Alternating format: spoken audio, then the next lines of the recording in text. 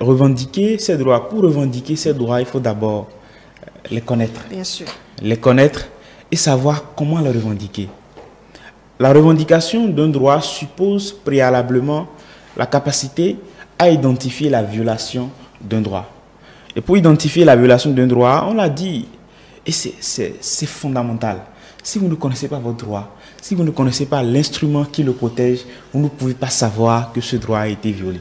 La première chose à savoir, lorsque vous êtes victime d'une violation, c'est d'essayer d'identifier la règle normale par rapport à laquelle votre droit a été violé. Et aujourd'hui, on a plusieurs mécanismes pour revendiquer Nous avons les centres de promotion sociale auprès desquels on peut se rapprocher pour exposer le problème. Ces centres ont la possibilité de nous référer à d'autres juridictions, à d'autres instances qui peuvent mieux nous orienter. On a les commissariats dans nos communautés. On peut se rapprocher des commissariats. On a également les juridictions. Aujourd'hui, parce que le processus avec les commissariats peut se montrer parfois non efficace, parce que peut-être le jeune dont il est question, le vieux Aladi dans le quartier, il maîtrise tous les policiers qui sont dans le commissariat.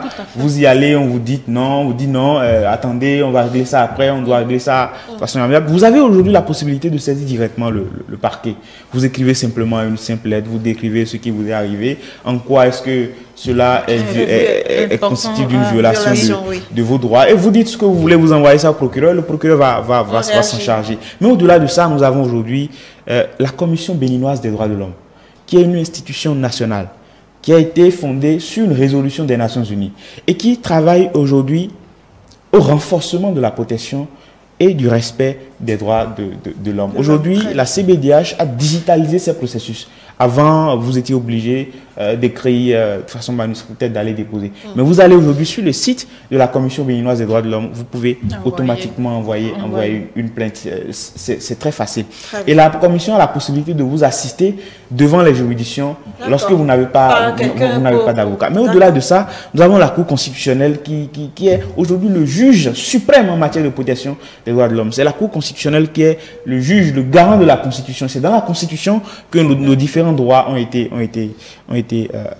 énoncés. Mais il y a également l'Institut national de la femme qui joue aujourd'hui un rôle fondamental dans l'aide des femmes victimes, dans l'assistance des femmes victimes de violences. Aujourd'hui, l'Institut national de la femme a un statut de partie civile.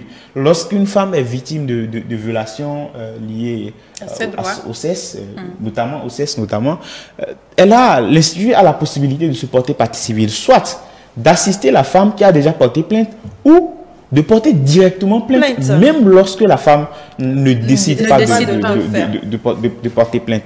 Maintenant, nous avons également d'autres mécanismes, surtout le mécanisme